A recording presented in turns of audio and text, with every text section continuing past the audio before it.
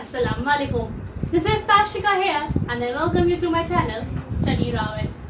Today we will discuss about the topic motion. आज हम पढ़ेंगे फर्स्ट चैप्टर जो है मोशन.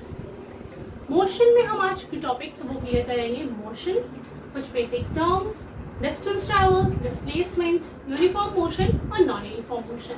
टोटल आज 5 टॉपिक्स पढ़ेंगे इस लेक्चर में और नेक्स्ट टॉपिक्स में कवर करूंगी नेक्स्ट लेक्चर में. So let's start with motion.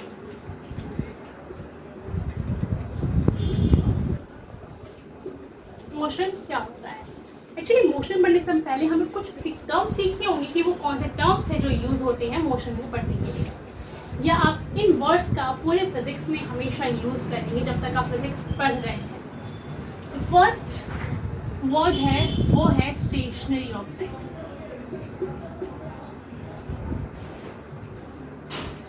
Stationery object कह सकते हैं या रेस्ट कह सकते हैं. रेस्ट पोजीशन या स्टेशनरी पोजीशन मीन्स कोई भी चीज़ अगर रुकी हुई है, स्टेबल है, उन टर्म्स के लिए यूज करते हैं हम स्टेशनरी ऑब्जेक्ट्स या रेस्ट पोजीशन कहते हैं. या रेस्ट स्टेशनरी पोजीशन में हम कह सकते हैं कि कोई अगर बॉक्स कार है, अगर स्टॉप है तो वो स्टेशनरी पोजीशन में है. या घर है, घर हमारे मूव नहीं कर सकता, हो गया स्टेशनरी ऑब्जेक्ट हो गया. इन सब चीज़ों के लिए यूज करते हैं स्टेशनरी. जब कोई भी चीज़ रुकी हुई है उसको हम कहेंगे स्टेशनरी या रेस्ट. नेक्स्ट टर्म है हमारा इनिशियल वेलोसिटी. इनिशियल पोजीशन कह सकते हैं या इनिशियल पॉइंट कह सकते हैं और स्टार्टिंग पॉइंट.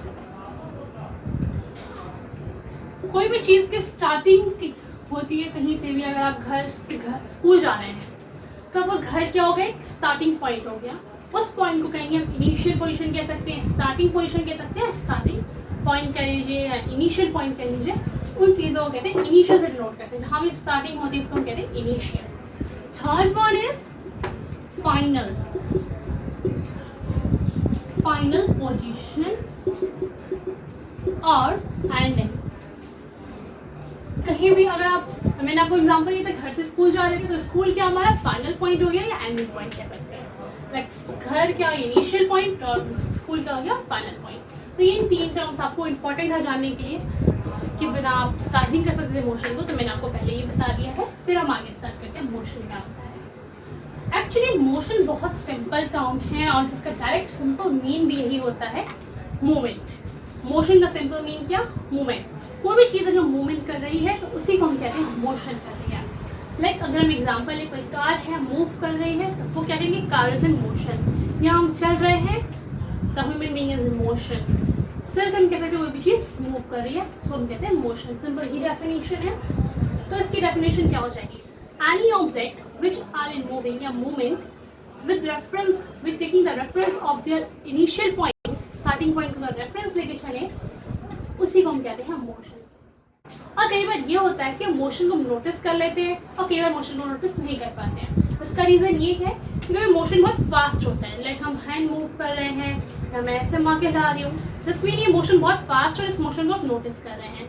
और कुछ मोशन इतने स्लो होता है, लाइक आप इस मोशन को नोटिस नहीं कर पा रहे होंगे. ये मूवमेंट बहुत स्लो कर रही हूँ जिसमें से आप मोशन को नोटिस नहीं कर पा रहे हैं और इसी को हम कहते हैं स्लो मोशन.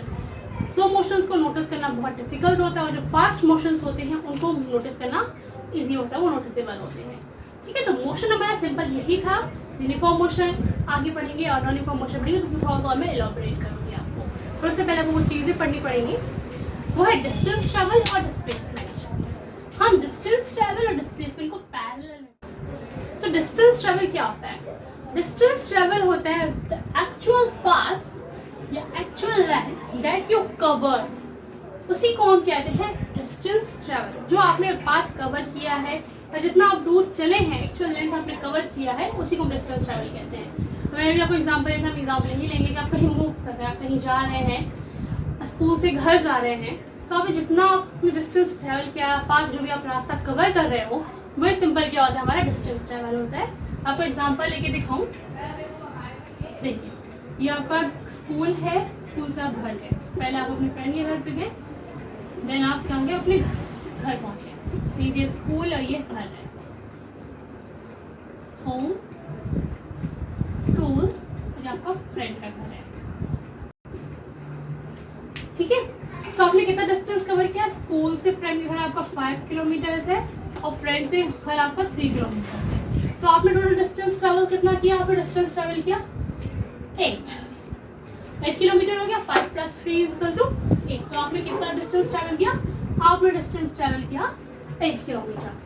बट अगर आप डिस्प्लेसमेंट की बात करें, डिस्प्लेसमेंट की डेफिनेशन यहीं पे चेंज हो जाती है। डिस्प्लेसमेंट होता है द शॉर्टेस्ट डिस्टेंस या straight line path that you cover between the initial point and the final point, that's called displacement. Means final और initial के बीच में जो सबसे shortest length means सबसे straight length होगी उसी को हम कहते हैं displacement। अगर हम एग्जांपल देखिए, ये था हमारा एग्जांपल, तो इसकी स्ट्रेट लाइन क्या होगी? स्कूल से घर क्या होगा? ये होगा। तो यही क्या हो जाएगी हमारी डिस्प्लेसमेंट, और डिस्प्लेसमेंट हमारा होगा 4 किलोमीटर। ठीक है, तो डिस्प्लेसमेंट हमारा कितना हो गया? हमारे यहाँ पे 4 किलोमीटर। तो ये हमारा क्या था? डिस्टेंस और डिस्प्लेसमेंट विद डिफरेंस। मैं साथ ही साथ डिफरेंस भी बताती जाऊंगी और आपको समझाती जाऊंगी दोनों टर्म क्या है।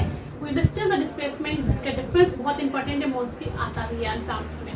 तो पहला डिफरेंस आपको समझ में आ गया होगा, ये शॉर्टेस्ट डिस्टेंस होता है और ये एक्चुअल लेंथ जो आपने कवर की है उसको कहते हैं डिस्टेंस ट्रैवल। ठीक है, और ये क्या हो जाता है? Shortest length that you cover, that's called displacement. ठीक है, ये हमारा फर्स्ट पॉइंट था। सेकेंड पॉइंट अगर लेते हैं, सेकेंड पॉइंट है कि आप जो डिस्टेंस ट्रैवल कर रहे हैं उसको आपकी डायरेक्शन से कोई मतलब नहीं होता है। डिस्टेंस ट्रैवल है वो रिस्पेक्टिव ऑफ डायरेक्शन होता है, उसको डायरेक्शन से मतलब नहीं होता। आप लेफ्ट जा रहे हैं, राइट जा रहे हैं, ईस्ट जा रहे हैं, नॉर्थ वेस्ट साउथ, आप किधर भी जा रहे हैं उसको कोई मतलब नहीं है, आप किधर भी जाइए। तो ये क्या होता है? Irrespective of direction, irrespective of direction. But displacement direction पे डिपेंड होता है।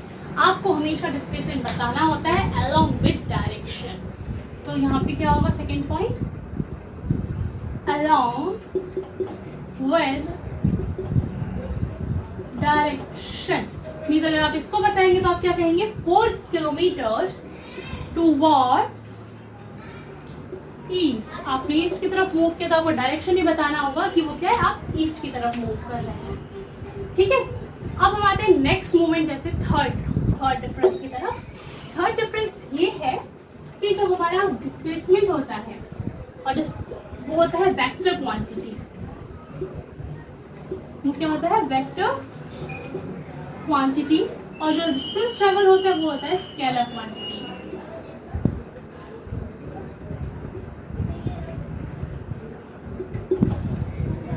डिस्टेंस, स्केलर क्वांटिटी और वेक्टर क्वांटिटी अब क्या होता है ये आपको बता दूं। स्केलर क्वांटिटी में सिर्फ होते हैं मैग्नीट्यूड, स्केलर क्वांटिटी में सिर्फ मैग्नीट्यूड होता है, और वेक्टर क्वांटिटी में magnitude as well as direction होता है।